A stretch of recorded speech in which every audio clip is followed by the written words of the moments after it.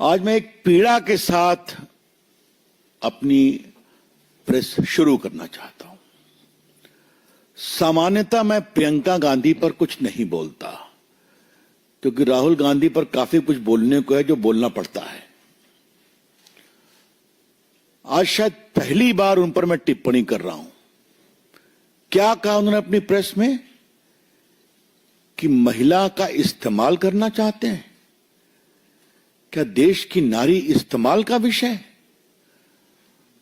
और ये कांग्रेस पार्टी की एक वुमन एमपी जो उस प्रीमियर परिवार से आती है वो बोल रही है। ये कौन सी भाषा है? The woman of India is a commodity जिसका इस्तेमाल हो सकता है। जिस देश की नारी दुर्गा है, काली है, सरस्वती है, लक्ष्मी है, भारत की पूरी आध्यात्मिक विरासत का प्रतीक मां है, उसको आज इस्तेमाल की वस्तु बताया जा रहा है। हम बीजेपी के राष्ट्रीय मंच से इस सोच की भर्त्सना करते हैं और इसी सोच का कारण था कि पहले सारे रिजर्वेशन के बिल को फाड़ा गया। याद होगा आपको, यूपीए के समय में कोई कार्रवाई नहीं हुई। मित्रों, मैं ये तो नहीं कह सकता कि कांग्रेस पार्टी संविधान नहीं समझती है, लेकिन जानबूझकर नहीं समझने का नाटक भी करती है। थोड़ा आज कांग्रेस के लोगों को, विपक्ष के लोगों को संविधान बताना जरूरी है और देश को भी बताना जरूरी है। पहली बात, और ये आज से नहीं, जब से संविधान है तब से, कोई भी लोकसभा या विधानसभा की सीटों का पुनर्गठन बिना परिसीमन के नहीं हो सकता। No revision of seats in the Lok Sabha और the Vidhan Sabha is possible without delimitation.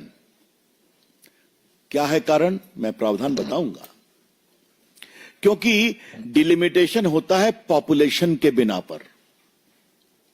Population तय करता है किसको कितनी सीट मिलेगी, लेकिन उसकी संस्था क्या होगी, वो डिलिमिटेशन कमीशन होगा। मैं पहले आपके सामने संविधान की धारा 81 पढ़ना चाहता हूं, खास करके कांग्रेसियों की समझदारी के लिए। Subject to the provision of the House, the people shall consist of not more than 530 members chosen by election from the constituency of the state and not more than 20 from the union territory. दूसरा क्या है, और ये समझिए, मैं clause 281 का पढ़ रहा हूं। 81 clause 2, there shall be allotted to each state a number of seats in the House of the people in such manner that the ratio between the number and the population of the state is the same as far as possible. और दूसरा क्या है, the state shall be divided into territorial constituency and so on and so forth. तो population की बिना पर seat होगी, और ये कैसे होगा, इसका सबसे इंपॉर्टेंट चीज आप जान लीजिए। क्लॉज 3 पढ़िए। In this article, the expression population means the population as ascertained in the last preceding census of which the relevant figures are available. Population कौन होगा? जो पिछले सेंसस का फिगर अवेलेबल हो। अब आता है readjustment after each census, article 82. Upon the completion of each census, the allocation of seat in the House of the People and the state into territory shall be readjusted by such authority and in such manner as the parliament may by determine. ये authority है delimitation commission, जो adjust करती है। 2002 में एक विषय आया, 2001 का सेंसस कंप्लीट हो गया। जो बार बार वाजपेयी जी की बात करते हैं ना, उसको भी क्लैरिफाई करना जरूरी है। उस समय एक बहुत आशंका प्रकट की गई कि पॉपुलेशन पर करेंगे 2001 में, तो दक्षिण भारत के तो स्टेट्स का पॉपुलेशन कम हो गया है, क्योंकि वहां परिवार नियोजन काफी हुआ है, तो हम तो सफर कर जाएंगे। तो वहां पर एक निर्णय किया गया 2001 में, वो ये था कि Also, until the relevant figure for the first census taken after the year 26 has been published, it shall not be necessary to readjust. The allocation of seat in the House of the People to the state shall be on the basis of 1971 census. तो संविधान में बंदिश लगाई गई कि 2026 के census होने तक 1971 के सेंसस पे ही चलेगा। ये 543 सीट 1971 के सेंसस की है, जो माननीय अमित शाह जी ने कल कहा। उस समय देश की आबादी थी 54 करोड़, आज देश की आबादी है 140 करोड़। जैसा बताया माननीय स्मृति जी ने, वो कहती है हम डिलिमिटेशन कमीशन को नहीं मानते हैं। तो क्या मानते हैं आप? अब जरा हम आते हैं 2023 के कानून पर। 2023 के कानून में लिखा हुआ है, वो भी पढ़ना जरूरी है।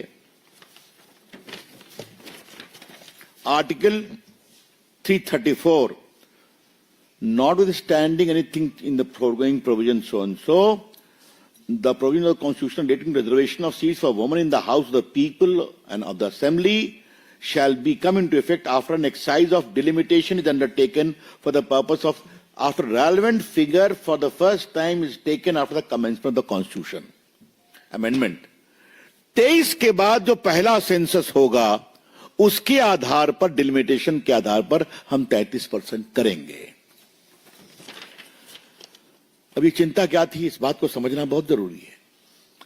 सेंसस जब भी हो, दक्षिण भारत की संख्या घटती पॉपुलेशन के कारण। कल अमित शाह जी ने क्या बताया? जो नया संशोधन आया है उसमें सीधा क्या कहा गया है? 543 के बदले अब सीट्स की संख्या हो जाएगी 815। मतलब 543 की जगह पर आशंका नहीं हो तो हम इसको 815 मेंबर कर देंगे, पहली बात, ताकि 33% लोगों को आरक्षण मिल सके। दूसरी बात, इसके स्टेटमेंट ऑफ ऑब्जेक्ट को आप देखिए तो इसमें साफ लिखा हुआ है कि चूंकि सेंसस करने में बहुत समय लगता, नया सेंसस करने में, फिर डिलिमिटेशन होने में, तो इस कारण से और विलंब होता, देश की नारी शक्ति का उचित रिप्रेजेंटेशन हो, इसलिए हम लास्ट पब्लिश सेंसस 2011 का है, उसके बिना पर हम डिलिमिटेशन कराएंगे। इसमें क्या गलत है भाई? कांग्रेस के मित्रों, थोड़ा मैं आपको ज्ञान दे दूं, बिना डिलिमिटेशन के रीएडजस्टमेंट नहीं होगा। There can be no readjustment of seats pursuant to any census without delimitation, because delimitation is the body to execute that. Delimitation Commission में कौन कौन होते हैं? नया जो कानून है, जब पहले का कानून वही है, सुप्रीम कोर्ट का एक रिटायर्ड या सिटिंग जज का चेयरमैन होगा, इसमें चीफ इलेक्शन कमिश्नर होंगे या उनके प्रतिनिधि होंगे, और स्टेट के चीफ इलेक्टोरल ऑफिसर होंगे हर स्टेट में। इसमें 5 लोकसभा के मेंबर और 5 विधानसभा के मेंबर होंगे, जिनको दोनों के स्पीकर तय करेंगे, और वो एसोसिएट मेंबर होंगे जिनको वोट देने का अधिकार नहीं होगा और जिनको साइन करने का भी अधिकार नहीं होगा। मतलब it is a totally legal constitutional body headed by a retired और सिटिंग सुप्रीम कोर्ट जज। यह डिलिमिटेशन कमीशन। प्रियंका जी, राहुल जी से सवाल पूछना उचित है, समझदारी उन पर क्या है मुझे पता नहीं है, लेकिन मुझे यह बताइए आप कि आज तक कोई भी सेंसस का रीएडजस्टमेंट बिना डिलिमिटेशन कमीशन का हुआ है क्या? तो ये कौन सा तर्क दे रहे हैं आप कि हम डिलिमिटेशन के बिना करना चाहते हैं? अनकॉन्स्टिट्यूशनल, शेमफुल, कॉन्स्टिट्यूशनली इलिटरेट, या फिर जानबूझकर विरोध करने के लिए विरोध। एक और बात जाननी बहुत जरूरी है, और यह मैं दक्षिण भारत के लोगों को सावधान करना चाहता हूं। कांग्रेस पार्टी का यह तर्क जो है कि 543 में ही 33% कर दीजिए, तो पॉपुलेशन तो उनकी कम है उत्तर भारत की तुलना में, तो 543 में अगर पॉपुलेशन के बिना पर रीएडजस्टमेंट होगा तो उनकी सीटें कम हो जाएंगी। क्या तमिलनाडु की सीटें, क्या कर्नाटका की सीटें, क्या केरला की सीटें, क्या आंध्रा की सीटें, क्या तेलंगाना की सीटें? ये तो बहुत बेसिक समझदारी है। माननीय अमित शाह जी ने क्या कहा? सबको इतनी इतनी सीटें मिलेंगी, जिसको आप जानते हैं, मुझे दोबारा बताने की जरूरत नहीं है। तो जो पूरा सेंसस का एक्सरसाइज इक्विटेबल है, समरूप है, समावेशी है, उस पर इन लोगों ने बात की है। और बहुत पीड़ा की बात है कि दक्षिण भारत के लोग भी इस झांसे में आए हैं या सच्चाई समझना नहीं चाहते। जैसा बताया गया स्मृति जी के द्वारा, we are committed to women empowerment. और ये हमने सिर्फ कहा नहीं है, करके दिखाया है, जो गवर्नेंस के मॉडल को बताया। आज हमारी बेटियां राफेल की भी पायलट हैं। आज हमारी बेटियां, जो पूरा मंगलयान गया था, उसमें majority of the scientist were women. आज हमारे सेना में कमांड करने का अधिकार मोदी जी की सरकार ने महिलाओं को दिया है। और बाकी तो आपने देखा ही है, ये ड्रोन दीदी, और मेरे बिहार में तो हमारी आजीविका दीदी ने कमाल कर दिया है। ये जमीन पर बदलाव हुआ है, ये आपसे हम कहना चाहते हैं। और दक्षिण भारत में जो डीएमके पार्टी और उनके नेता जो इसकी प्रति जला रहे हैं, उनको मैं कहना चाहूंगा, the leaders of DMK are deliberately unconsciously robbing the women of Tamil Nadu of their constitutional right to be a part of a total process as an MP और MLA। ये हम कहना चाहेंगे। तो मित्रों, ये कुछ मोटी बात मुझे आपको बतानी थी। जो आपके प्रश्न होंगे उसका हम उत्तर देंगे। कल विस्तार से माननीय गृह मंत्री जी ने इसको समझाया है। माननीय प्रधानमंत्री ने कहा है, संविधान स्पष्ट है, मंशा स्पष्ट है। ये सीधा क्रेडिट लेने की बात करते हैं, लेकिन उनका एक अहंकार है, मोदी जी का कोई भी अच्छा काम नहीं होने देंगे। और उसमें अगर महिलाओं के अधिकार भी होंगे, उसका भी विरोध करेंगे। 3 तलाक का तो बिल मुझे ही मूव करने का सौभाग्य मिला पूर्व कानून मंत्री के रूप में, जिन्हें हाउस में खुला विरोध किया। बाकी शाहबानों का केस तो आप जानते ही हैं। जो महिलाएं कश्मीर की थी, उनके साथ अत्याचार हुआ, आर्टिकल 370 का विरोध किया। तो हर बार महिला के हित के हर निर्णय का विरोध करना है। और ये तो उसका हाइट हो गया कि इतने ऐतिहासिक संवैधानिक पहल थी, उसको फ्रस्ट्रेट किया। लेकिन देश की जनता उनको क्षमा नहीं करेगी।